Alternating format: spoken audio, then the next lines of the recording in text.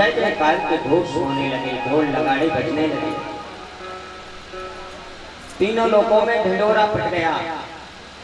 सुखदेव जी महाराज गंगा के तट पर राजा परीक्षित को भागवत कथा सुनाने जा रहे हैं। जहां जहां सूचना पहुंची महाराज, फिर तो सूचना सुनते ही कोई नहीं रुका, सब चल पड़े गंगा के तट की ओर, क्योंकि यह संगम पता नहीं फिर कभी मिलेगा कि नहीं मिलेगा। भागवत में तो वर्णन है कि देवता भी दिव्य रूप से वहां पर पहुंचे हैं। प्यारे भाई, और भगवान की कथा का एक एक शब्द भगवान की ही वाणी है। बड़ी याद है महाराज।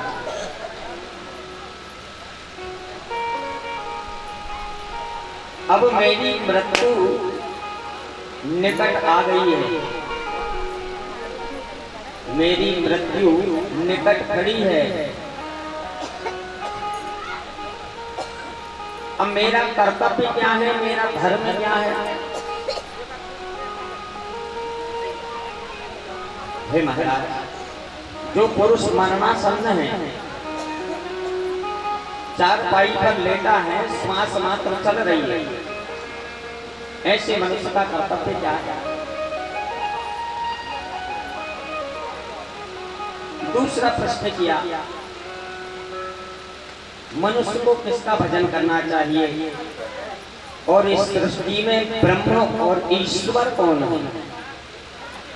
तीसरा प्रश्न किया, हे महाराज, मनुष्य मात्र का कर्तव्य क्या है?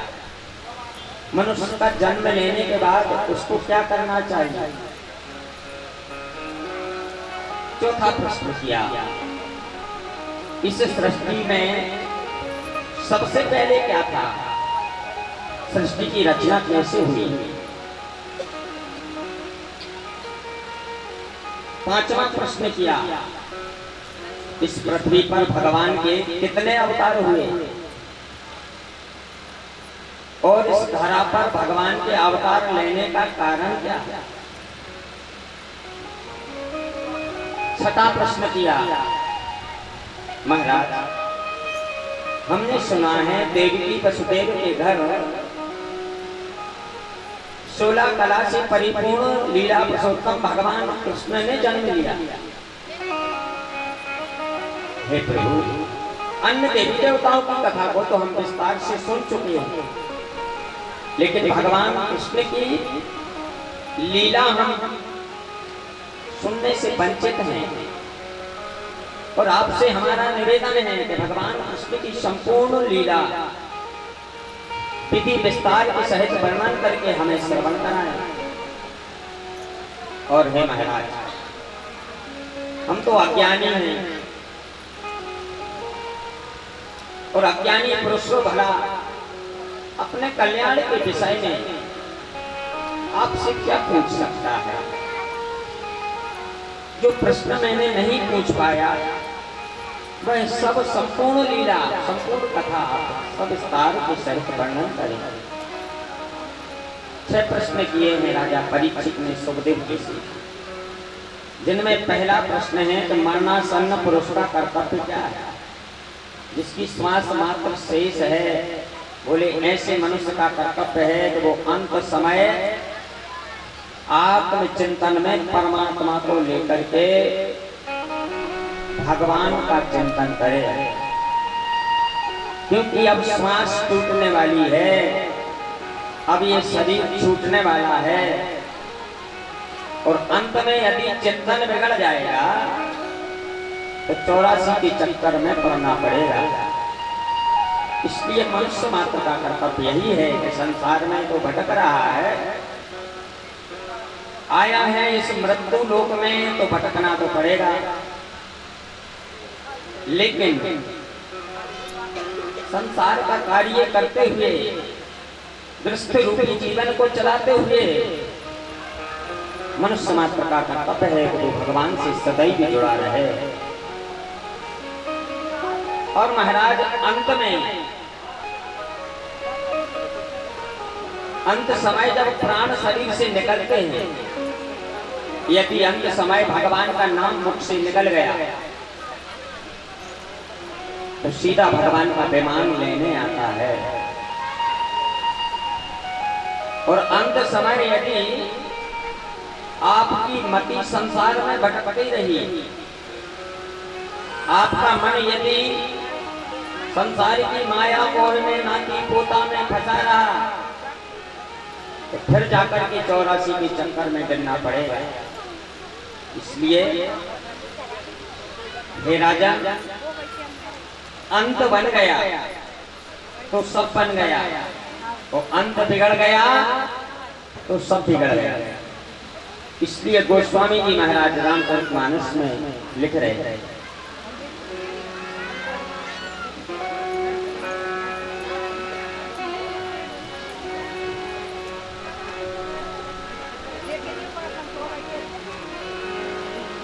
जन्म जन्म मोरी जतन कराही, जन्म जन्म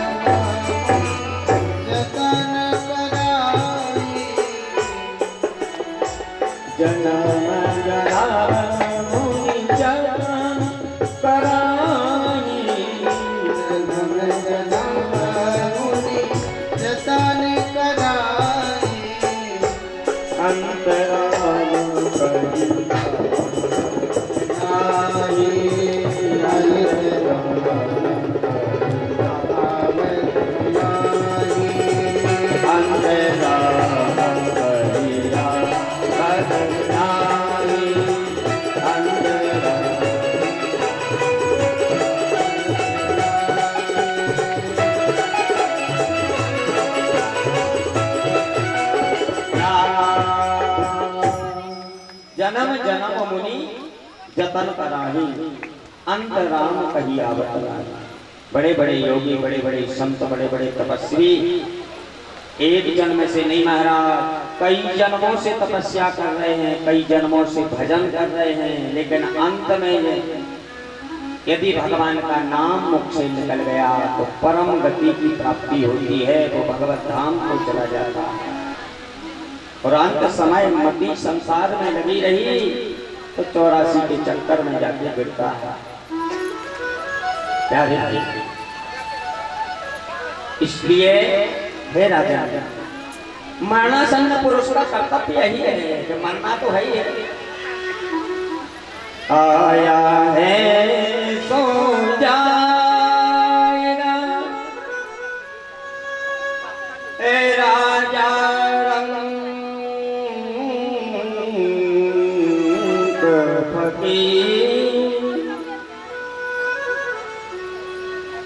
कछु विमानन पे चले,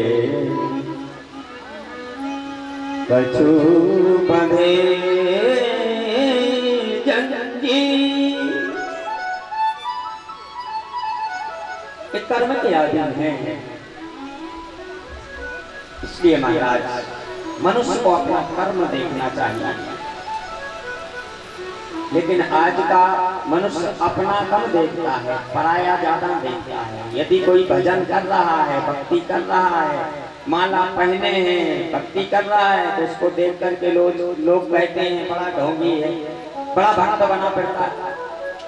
लेकिन प्यारे भाई बहन, मीरा भी जब घर से बाहर निकली थी अपने गिरधर के लिए, तो मीरा के ऊपर भी संसार ने उंगली उठाई, और जब तुम भी घर से बाहर माला पहन करके निकलोगे तो संसार तुम्हारे ऊपर भी उंगली उठाएगा। लेकिन संसार की बातों में आकर के मार्ग से भटक मत जाना, तुम अपना कर्म करते रहना, तुम्हारा कर्म सिद्धि को प्राप्त होगा और अंत में भगवत धाम की प्राप्ति होगी। बोलिए भागवत भगवान। प्यारे भाई, दूसरा प्रश्न था, मनुष्य को किसका भजन करना चाहिए? क्या शिव जी का भजन करें, क्या ब्रह्मा का भजन करें, क्या नारायण का भजन करें, राम को भजें कि कृष्ण को भजें? प्यारे भाई, श्री सुखदेव जी महाराज ने कहा, हे राजा, गीता में भगवान कहते हैं अर्जुन से, कहे अर्जुन, सर्वधर्मान् त्यज्य। गीता में भगवान कृष्ण अर्जुन को कह रहे हैं, सर्वधर्मान् परित्यज्य मामेकं शरणं व्रज। संसार के सारे धर्मों को त्याग करके केवल कृष्ण की शरण में आ जा, गोविंद की शरण में आ जा, गोपाल की शरण में आ जा, तेरी जीवन की नैया भव सागर से पार हो जाएगी। इतना सब तो शास्त्रों में कह दिया। इसलिए मनुष्य मात्र का कर्तव्य है तो वो राम कृष्ण भजता रहे। राम कृष्ण हरि बोलो, राम कृष्ण हरि, राम कृष्ण हरि बोलो, राम कृष्ण हरि, राम कृष्ण हरि बोलो, राम कृष्ण हरि, राम कृष्ण हरि बोलो, राम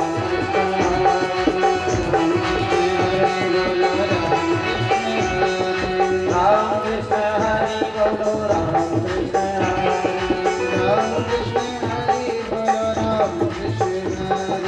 राम कृष्ण हरि बोलो, राम कृष्ण हरि, राम कृष्ण हरि, हरि हरि हरि राम कृष्ण हरि,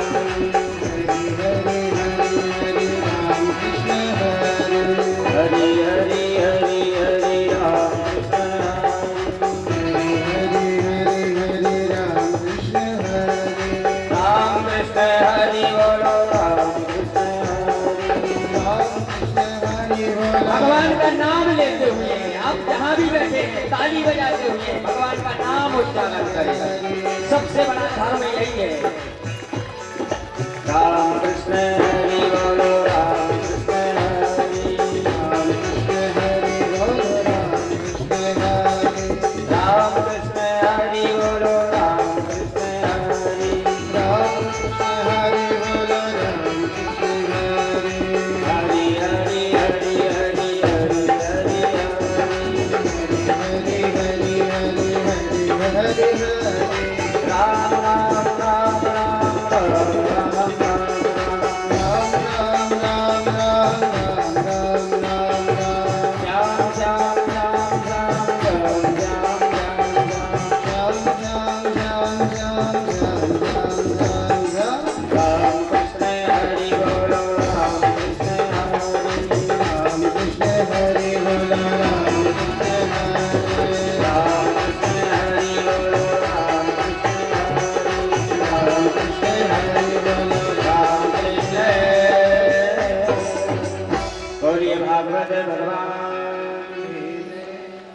मनुष्य के जीवन का सबसे बड़ा धन है तो वो एक ही है,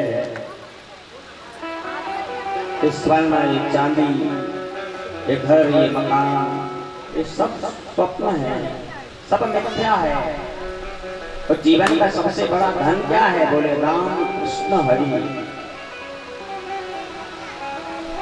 राम का नाम जपते रहो, कृष्ण का नाम जपते रहो, हरि हरि गुनगुनाते रहो। वो हरि तुम्हारे पापों का हरण करके तुम्हारे जीवन को निर्मल बना करके भव सागर से विमान आएगा, उसमें बैठ करके तो भव सागर से पार हो जाएगा। ये कथा का सिद्धांत है, ये कथा का सबसे बड़ा सार है। चाहे शिव पुराण हो, चाहे राम कथा हो, चाहे कोई भी कथा हो, सबका मत यही है।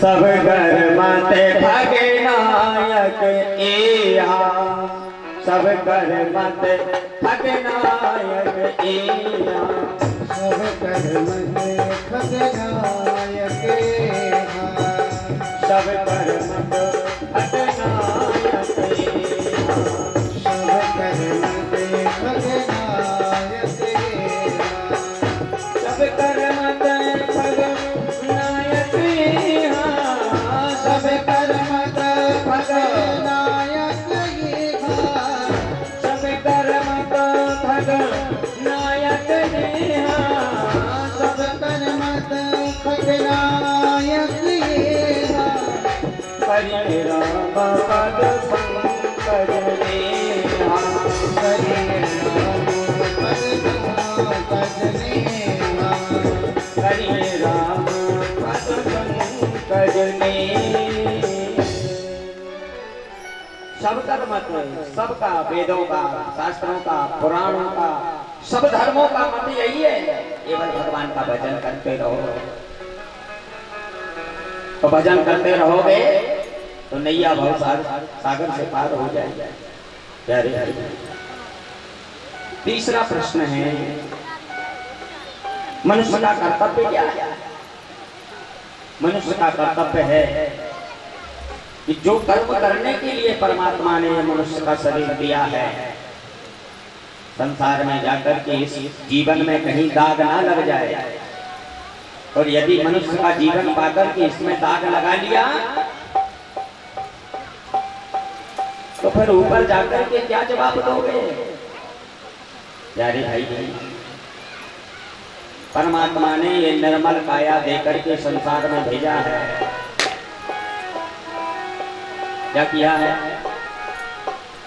निर्मल काया देकर परमात्मा ने संसार में भेजा। उस संसार में आकर तूने संसार की गंदगी को शरीर के अंदर डाला तो शरीर आप पवित्र हो जाएगा। फिर है कोई जवाब? क्या जवाब देगा? ये प्यारे भाई बहन, इस शरीर को कचरा घर मत बनाओ, इसकी परख करो, गुरु के पास जाओ, संतों के पास जाओ। ये मनुष्य का शरीर कोई खेल खिलौना नहीं है।